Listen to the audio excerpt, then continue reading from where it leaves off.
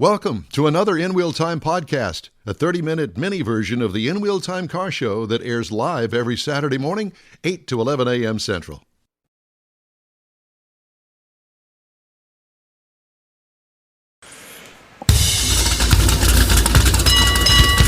Welcome to the In Wheel Time Car Talk Show. Just ahead, we speak with the folks at Classic Car Club of America Museum. Did you know that there was such a thing, Jeffrey? I did. You did? I'm the international correspondent. I know these things. International correspondent. My foot. Jeff has this week's racing calendar, and Mr. Mars offers a review of the 2024 Nissan Z Nismo. Howdy, along with Mike out of this world, Mars. We always need more Jeff Zekin. I'm Don Armstrong. Thanks so much for joining us on our live program on this Saturday morning. Our Director of Engineering, IT Master himself, David Ainsley, is sleeping in this morning. Back from his vacation. He's back from his 3-week lounging in the, basking in the sun of the Southern Canada and Northern America. The Southern Arctic Circle. Pretty much, yeah. He has a summer place. Mm-hmm. Actually, it's a place all year round, but you don't go there in the wintertime because you can't get there. Can't get there from here. Anyway, that's another story for another day. Welcome, everybody. Last week, we were hurricaning it. Mm-hmm. Mm-hmm. We didn't have electricity here at the studio for 4 days. So that was Monday, Tuesday, Wednesday, and it came back on Thursday. Now, this is a week ago, so I have to back up. And I had to make the call of whether or not we're going to attempt to do the show without electricity at the moment to make the decision. So I made the decision, and then boom, about 4 hours after I made the decision, the electricity came back on.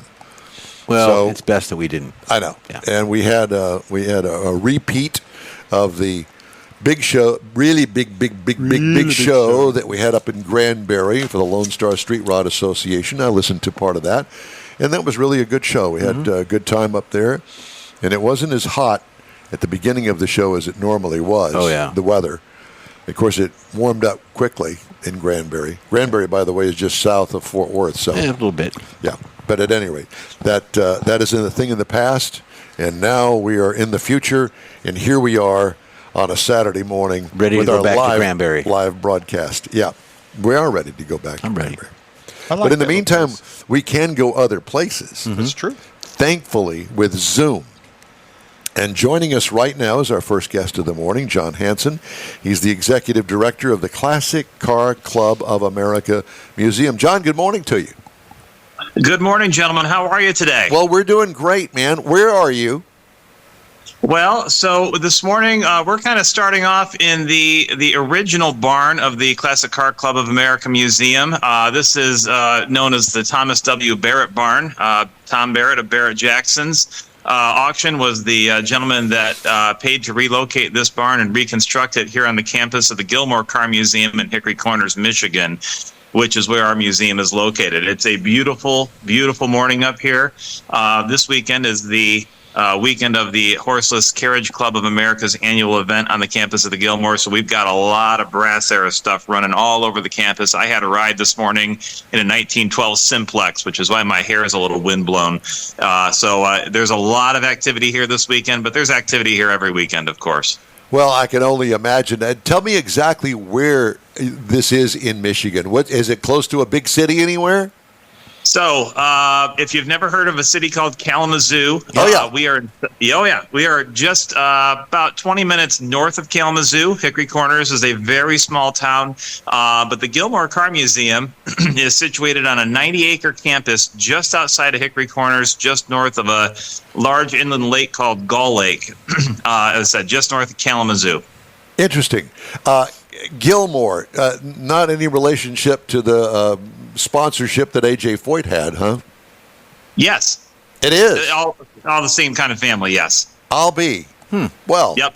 The museum was originally founded by a gentleman named Donald Gilmore. The museum opened in the mid-'60s. Started with one barn and a small collection of Donald Gilmore's personal cars. and has since grown to, I think they're just shy of 400 cars and several partner museums. So we are one partner museum of the Gilmore Car Museum. The other partner museums being Model A Ford, Cadillac, Pierce Arrow, Franklin, and so on. And so we are the original partner museum of the Gilmore Car Museum. So the CCCA Museum, of course, is independently managed from the Gilmore. We manage our own collection, and so it's a very interesting arrangement. Now, you mentioned brass era cars, but that's just a portion of the museum?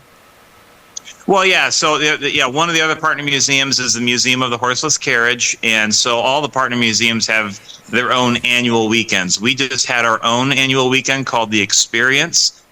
We had 9 Duesenbergs show up from across the United States. We had a beautiful display of 40 full classics. Just an absolutely amazing show. The show was 2 days here on the campus of the Gilmore Car Museum, and then we had a 3-day driving tour immediately following the experience. And so each partner museum has their own annual event, and so just as a way of kind of showcasing the cars that each of our partner museums celebrate. I assume that they trailer these cars, especially the brass era cars, to the museum and to these events. Typically, yeah, but not all the time. For our experience, a lot of people drove in. Some people did transport, but yeah, there's a lot of transporters on the field this weekend. and obviously, what a great vacation destination. You don't. For us down here in Texas, Michigan is not top of mind when it comes to a vacation destination. But I will tell you that I have spent some time in Detroit. Jeff is from the Detroit area, and I will tell you that the Henry Ford is a museum, and that would be a destination for anybody to go to, and I'm sure that yours is not that far from there. You could make it a summer vacation, a road trip, if you will, and do a week in Michigan easily. You could do a week in Michigan, but even just beyond Michigan, and of course our museum being focused on the classic era, so 1915 to 1948, there are a large number of museums sort of within a 150-mile radius of Hickory Corners, Michigan. You mentioned the Henry Ford, and that's that's extremely accurate. Our museum, which displays nothing but full classics, the Auburn Ford Duesenberg Museum in Auburn, Indiana, which is an hour and a half away from us, Studebaker Museum in South Bend, which is even slightly closer than that. There's the REO Olds Museum in Lansing, the Wills St. Clair Museum in Marysville, the Stalls Museum. There's such a wonderful collection of full classics on display in a variety of different museums. Of course, our museum, we're about 45 cars that are strictly full classics.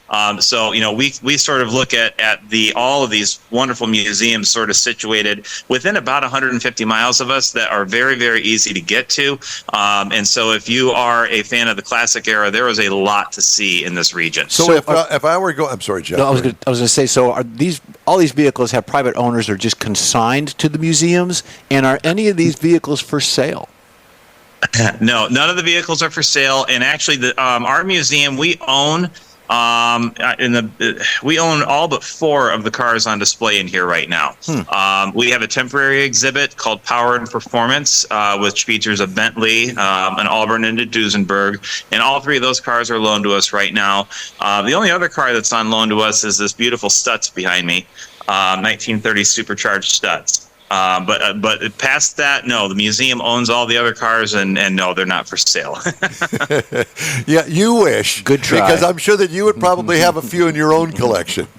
Yes, I absolutely. But the best part for me is I get to come here every day and play with these cars, handle them, drive them. About 75% of the cars in the museum start, run, and drive, and we run them pretty regularly. Every Tuesday, we have a team of volunteer mechanics that come in and work with the collection, keep them running, keep them exercised.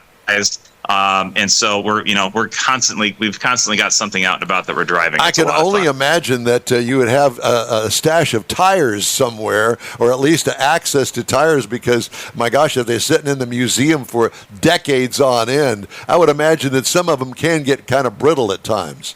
Sure. Oh yeah, absolutely. Yeah, and there's obviously some cars in the collection are sort of, designated as kind of campus running only. Where they can go out and our campus here at the Gilmore, as I said, it's 90 acres, so we have a small oval test track where we can run the cars on. There's I think a couple miles of pavement. Just on the museum campus where we're able to run the cars and keep them exercised, keep them running. But then we have other cars that I just got done with a 350-mile tour in a 1938 Lansfield-bodied custom Buick that went into northern Indiana for the 3-day driving tour. And the car handled beautifully, and so some of our cars are ready for tours like that as well. It's funny you mentioned these tours. We down here in Texas don't have, clearly, the collection that you've got up there as far as museums are concerned. And all I could think of is, wow, what a great vacation. Fly into Detroit, do the Henry Ford, get your rent car, and do the tour up there to all the museums. Unless you, of course, are lucky enough to have a classic that you can take, 1,500 miles one way. So sure. Are hotel accommodations nearby, and are there campgrounds nearby?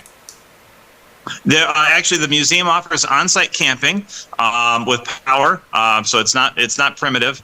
And so, there's a really nice camping area on the camp. There's lots of shade. I've camped there myself a couple times. It's a great spot to camp.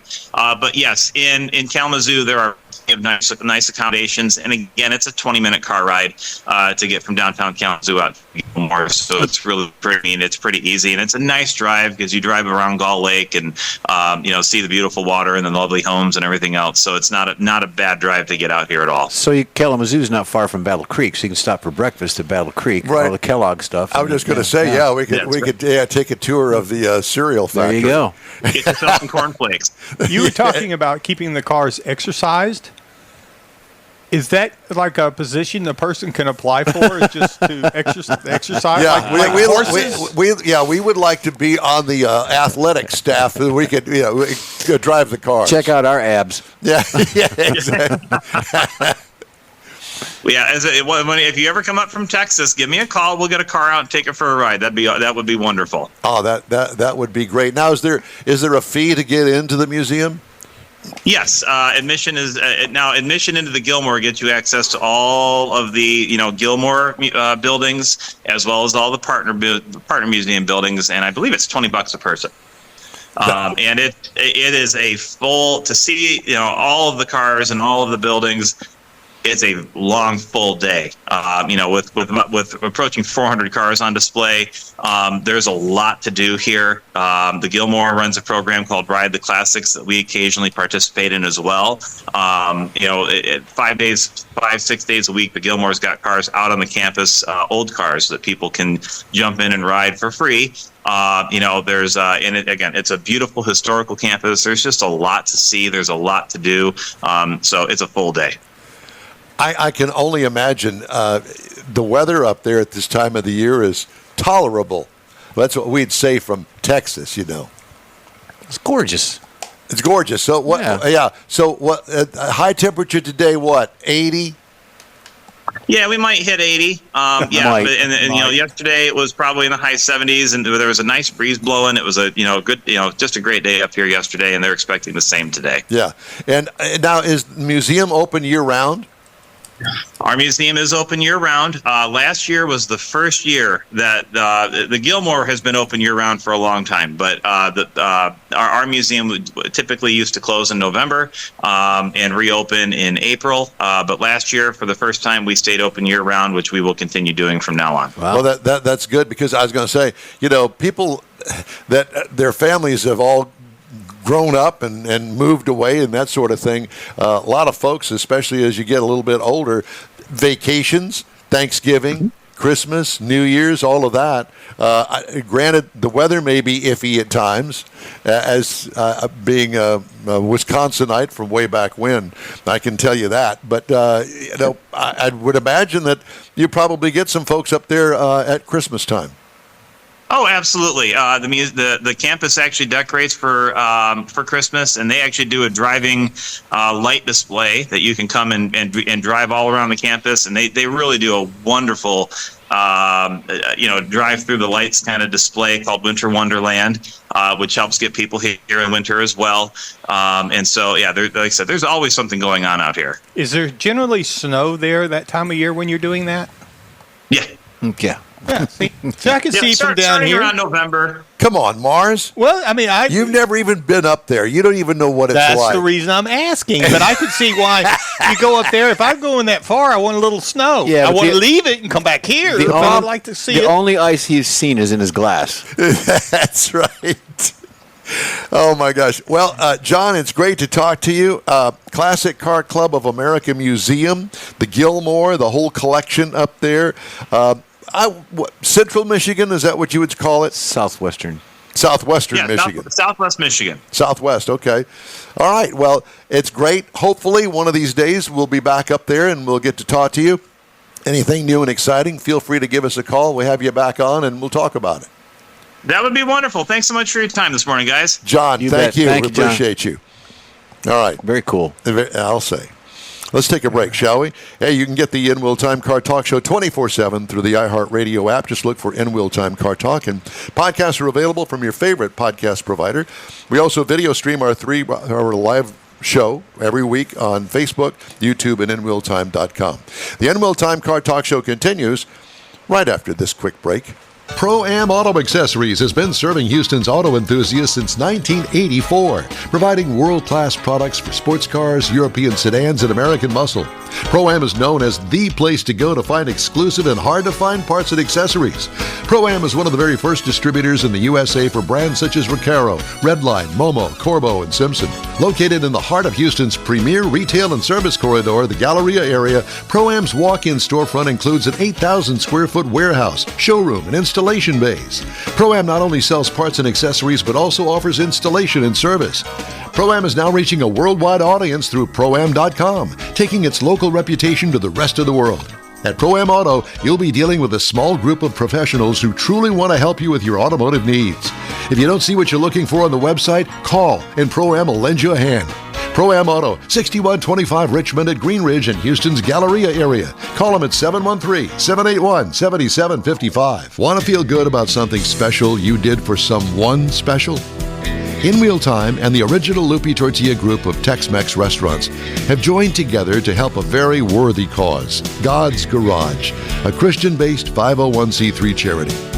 We know there are lots of places and organizations out there where you can donate a car, truck, or SUV, but we're asking you, our car enthusiast family, to consider donating to God's Garage.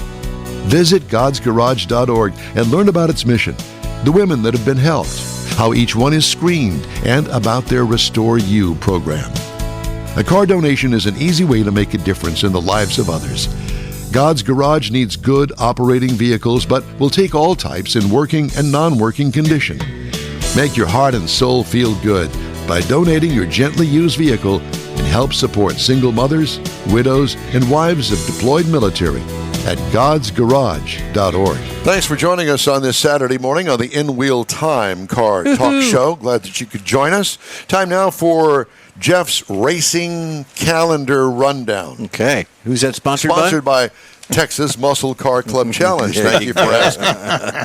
Well, we got NASCAR coming up. It's actually this weekend. Tomorrow is Indianapolis. They come on at 2:30 Eastern. It's on is that the NBC. road course? No, it's on the full track, I believe. Oh, it is? I believe it's the full track. Okay. But tickets are available, Mike, in case you want to go. Take your mom. Yeah. And then F1, you get the Hungarian Grand Prix in the Silverstone Circuit. With an accent. Yeah, Hungarian. Well, yeah.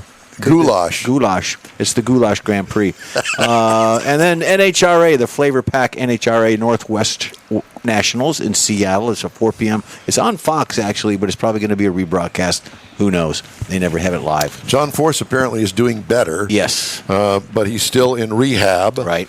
And I saw a post yesterday that they're hoping to have a replacement driver for his peak antifreeze car. I guess they're going to announce that after this race. I think that might be Double E. 5-time? 6-time? 6-time Pro Stock? No, I don't think so. Okay. Well, just Not a yet, thought. anyway. Well, that's a wish. Anyways, you got the last one. You got Indy in Toronto. That's tomorrow. It's on at 7 p.m. It's probably on a local channel up there in Canada. So, hey, go watch it.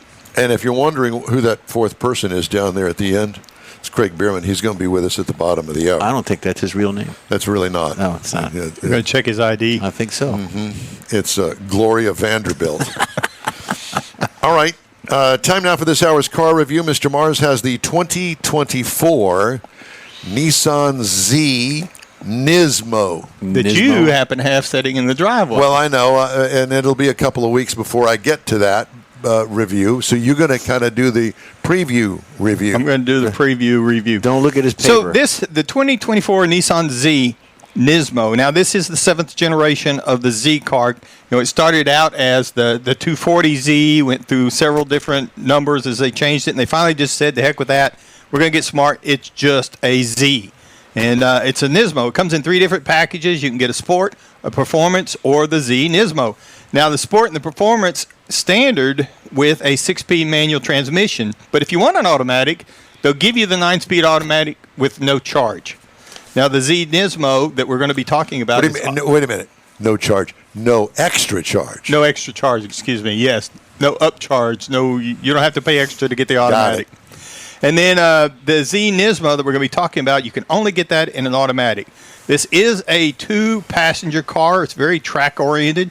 It's got the classic Z styling. So it's got the really long hood, the short deck in the back of it, and it sits low to the ground. And it's got the heritage-inspired LED headlights and tail lights. Got the daytime running lights on it. All of it's LED, automatic on and off. It's got the Nismo front and rear fascia. I mean, this is specific to the Nismo brand. You can't get it on the other 2 models. The side sills, the rear spoiler, the heated outside mirrors, they're all styled in a Nismo styling, if you will. And it's got some exclusive Nismo 19-inch lightweight I'd like you to try to aluminum wheels. describe the Nismo style. He just did. I did. It's sleek. Okay, just check it. Low. Yeah, it's sleek and Like low. me, it's the Don Armstrong Nismo styling. That's not on a tow truck. Well, Or yeah, Ray styling, exactly. as it were. Now, on the inside of it, it's got again, very track-oriented. It's got the Nismo Recaro seats in it, and it's also got a special Nismo steering wheel. It's all got a red push-button starter that I really like. The little start button, it's red. It's like, hit this button, but don't do it after you get going. It's got a aluminum trim on the pedals. It's got a digital 12.3 digital meter display. Now, we used to call that a gauge package. And that's where you're going to find your drive computer. You've got all kinds of things like the G meter, the programmable shift lights in there. And then on top of the dash, there's a 3-bay gauge cluster that gives it that real sporty trick looking that, this is a race car kind of look. Now, it's also got a 9-inch touchscreen down below that, and that's where you're going to find all your convenience controls like your nav system and the Nissan Connect infotainment system. And you're going to control your 6-speaker Bose audio system with active noise cancellation from there as well. Now, you get up under the hood, and it's got a 3.0-liter V6 turbocharged. Now, the regular to the standard sport and performance have 400 horsepower, but the Z has 20 plus. So it's 420 horsepower, 384 pound-feet of torque with a 9-speed automatic transmission. And I will say the thing I like about this car, when you get ready to shift it with a paddle shifter, a lot of times you hit the shift and it'll take it 3 or 4, maybe even 600 RPM for the shift to actually happen. Well, this one, you tell it to shift, it's going to shift. You're not going to go, you can hit the red line without going over it very much at all. Now, this EPA says you should expect to get 17 miles to the gallon in the city, 24 on the highway, 19 combined. Now, I will say, and I took a picture of it, over the 282 miles that I drove it, I got a 26.1 You took a average. picture of it because you thought you were going to lie to us and say something else. Yeah, it took me a lot of time to get this to done. Now, ride and handling, it is track. It's very firm. It's got a very track-like steering on it, so it's very responsive, particularly when you put it into the sport mode that it has. And it's got the Nismo suspension, so it's a little rougher, and it sits a little bit lower. And it does have a larger brakes on it. The disc on the brakes are much larger. It's got low seating, so when you're setting down in this thing, particularly after you get in it with the Recaro seats, the blind spots on the pillars, to me, are considerably bigger because of the slope on the roof and stuff. It just seems like there are bigger blind spots. Now, base model for one of these is $42,992, which is not bad. But the base trim price for the Z Nismo is $64,990. Now, as tested, our car had a few little options on it, so it pushed it up to $68,690. Look for something to compare it to. The Toyota GR Supra starts at $46,440. BMW 2 Series is $38,400. And just for the fun of it, I threw in the Mustang because, as far as I'm concerned, you didn't throw in the Corvette? No. Why? I didn't think about it. Oh, okay. I threw in the Corvette because I was thinking, the Mustang, because, as far as I'm concerned, it's a two-seater. Ain't nobody could sit in the back seat of that thing. And it starts at $30,920. Wow. And that's my review of the 2024 Nissan Z Nismo. And I'm really interested to see what you got to say about it in a few weeks. That'll be 2 weeks. He's gonna whatever Mike said last week. That's it. Actually, give me that. You've already done the homework. I'll just take that. I'll take all the notes. I'll take all the good stuff out of it. I got some recalls to tell you about. I know that everybody's got one of these, the Fisker Ocean. Oh, yeah. For 23 and 24 model years, the water pump failure can cause loss of drive power. Okay, I don't know how that happens unless it's water propelled. Ram and Chrysler parent Stellantis said Thursday it's recalling about 24,000 plug-in hybrid minivans worldwide because of fire risks, urging owners to park outside and away from structures pending recall repairs. Park next to a Fisker. And what are you currently driving, Mars? A Chrysler Pacifica Hybrid. Well, it seems that the 17 through 21 model year Chrysler Pacifica Hybrid includes about 19,500 U.S. vehicles. Companies aware of 7 incidents that occurred when the vehicles were turned off, and some occurred while recharging, as well as 4 customers who reported symptoms consistent with smoke inhalation. He's going to go out there after the show and it's going to be a pile of ashes. I was saying, I parked it next to a pile of wood. From the storm that's out there, and I thought, we're going to have a heck of a bonfire. S'mores. I smell something. Stellantis said the events are linked to a rare abnormality in individual cells of the model's high-voltage battery pack. Vehicle risk is reduced when the battery charge level is depleted, and the company said owners are advised to refrain from recharging. Company is working on a software update designed to detect the abnormality, and if found, dealers will replace the vehicle's high-voltage battery or batteries. Or put an ointment on it. Or put some ointment on it, Band-Aid. Hyundai is recalling 54,000 vehicles in the U.S. because of malfunctioning fuel pumps that may cause loss of power. 2019 to 23 Genesis G70, 19 to 22 Veloster N, 22 to 23 Elantra N, and 22 to 23 Kona N. There's that. Okay.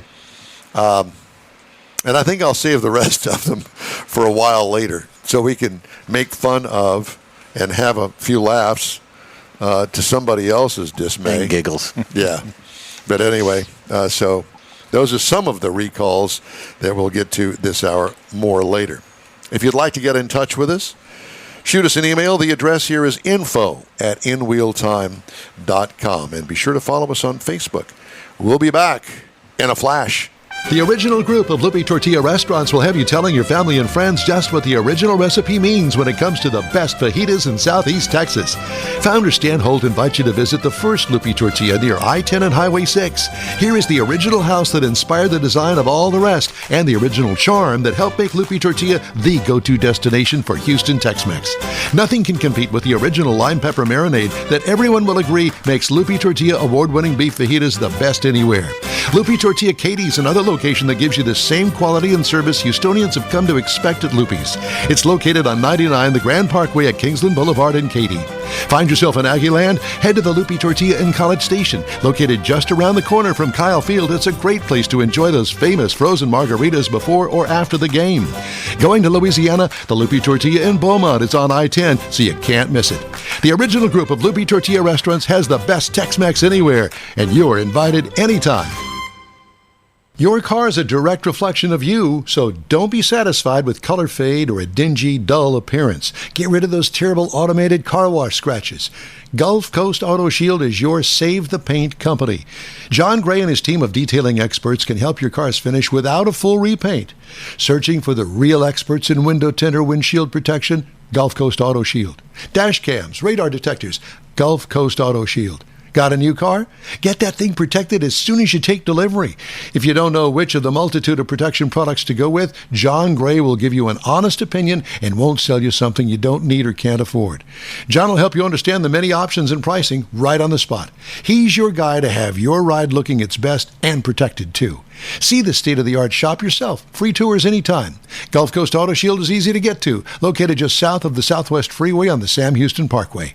Gulf Coast Auto Shield, full-service luxury car care today, and online at gcautoshield.com. That's it for this podcast episode of the In Wheel Time Car Show. I'm Don Armstrong, inviting you to join us for our live show every Saturday morning, 8 to 11 a.m. Central on Facebook, YouTube, Twitch, and our InWheelTime.com website. Podcasts are available on Apple Podcasts, Spotify, Stitcher, iHeart Podcast, Podcast Addict, TuneIn, Pandora, and Amazon Music. Keep listening, and we'll see you soon.